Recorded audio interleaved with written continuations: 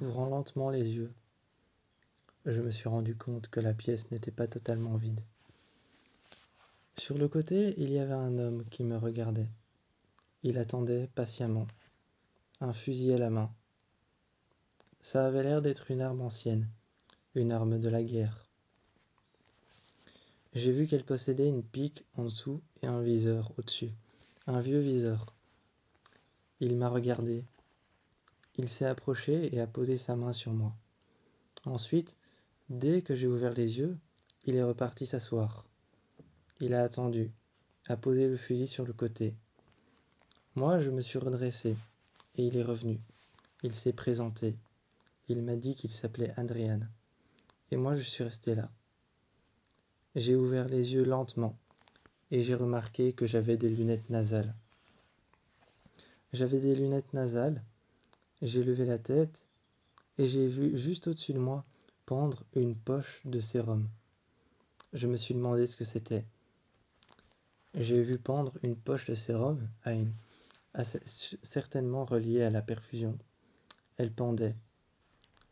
Elle était accrochée au lit, à ma perf que je tenais, à ma perf que j'avais sur la main. Et moi, j'étais là, sur le lit. Et je n'avais plus qu'une seule idée en tête, me lever et partir. Je n'étais pas effrayé pourtant, mais je n'avais qu'une seule idée en tête, me lever, partir et je ne savais absolument pas où j'étais. Alors j'ai demandé à l'homme, en me rapprochant du lit, doucement, en me rapprochant du pied du lit. Je me suis rapproché, j'ai croisé les jambes et je me suis mis les bras croisés sur le bord du lit. Et je lui ai demandé où est-ce qu'on est. Il a ouvert la fenêtre et m'a montré. On était dans une maison. En plein milieu des champs. Il y avait des prés à n'en plus finir. Des arbres tordus, des sortes d'oliviers, et d'autres arbres qui étaient un peu moins tordus. J'ai regardé ça partout, plein d'arbres tordus les uns à côté des autres. Il n'y avait ni fleurs ni feuilles, et je les regardais. Je me suis tourné vers lui, et il m'a dit « Bienvenue dans ta nouvelle maison ». Sur le côté, une vieille guitare acoustique qui était en train de pendre. Elle n'était pas accrochée, mais elle pendait, suspendue à un fil de fer. Suspendue à un fil de fer, je l'ai regardé. J'ai regardé cette guitare. Je lui ai demandé « Vous jouez de la guitare ?» Et il m'a répondu « Non, pas que je me souvienne ». En haussant les épaules, il m'a dit qu'elle était là bien avant les travaux, qu'elle était là bien avant la maison. Je lui ai dit « Je peux ?» et il est venu m'aider à me redresser. J'ai tenu la guitare sur mes jambes, je l'ai tenue sur moi, et puis j'ai passé juste la anse au-dessus de mon épaule. J'ai commencé à gratter une corde ou deux, et je lui ai dit « Moi, je sais en jouer ». Et on est resté l'un à côté de l'autre, à jouer de la guitare. Ce fut l'un des plus beaux réveils que je n'avais jamais vus. Mais au fond de moi, quelque chose grattait à la surface, et quelque chose grattait tout au fond de moi, pour me faire revivre les souvenirs anciens. Les souvenirs anciens, l'accident que j'ai eu, duquel je n'avais aucun souvenir. Je n'avais peut-être aucun souvenir de l'accident, mais j'avais encore l'impression de l'avoir vécu. J'avais encore l'impression qu'il était quelque part à l'intérieur de moi, qu'il était en train de crier, de hurler pour se faire entendre, qu'il était à l'intérieur de moi en train de gratter, de creuser un fossé, et essayer de creuser un endroit dans lequel il pourrait se réfugier, et duquel il pourrait tout simplement venir dans mon esprit, me rappeler à tout moment que j'avais vécu un accident. Mais je ne voulais pas m'en rappeler. Ce n'était pas une amnésie volontaire, je ne voulais tout simplement pas m'en rappeler.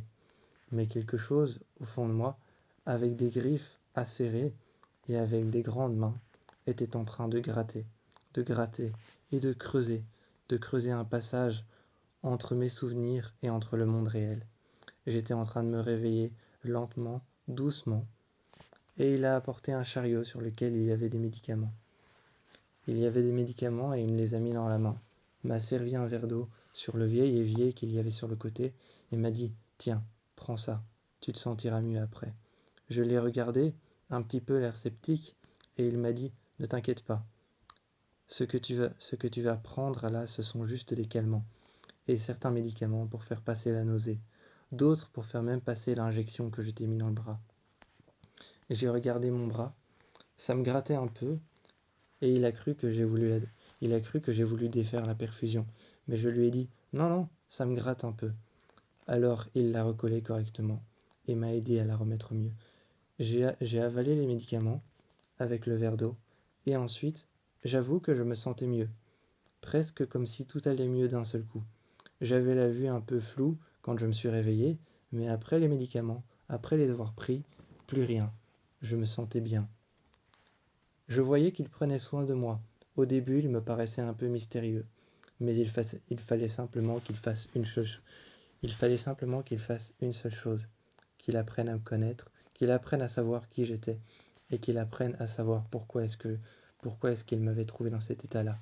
Je lui avais posé la question, comment, où est-ce qu'il m'avait trouvé clairement? Qu'est-ce qui s'était passé? Mais il n'a rien voulu me raconter. Il m'a dit qu'il me racontera ça ce soir, ou plus tard. J'avoue que je voulais le savoir, mais je ne l'ai pas forcé, même si j'étais quand même dans le lit et que je pouvais faire du forcing et lui dire « Raconte-moi ce qui s'est passé, c'est quand même mon histoire ». Mais je n'avais pas envie. Il s'occupait de moi, prenait soin de moi, me donnait mes médicaments. Il m'apportait un verre d'eau, me donnait des calmants quand j'avais mal, et s'occupait des poches de perfusion. Alors, je n'ai pas cherché à forcer.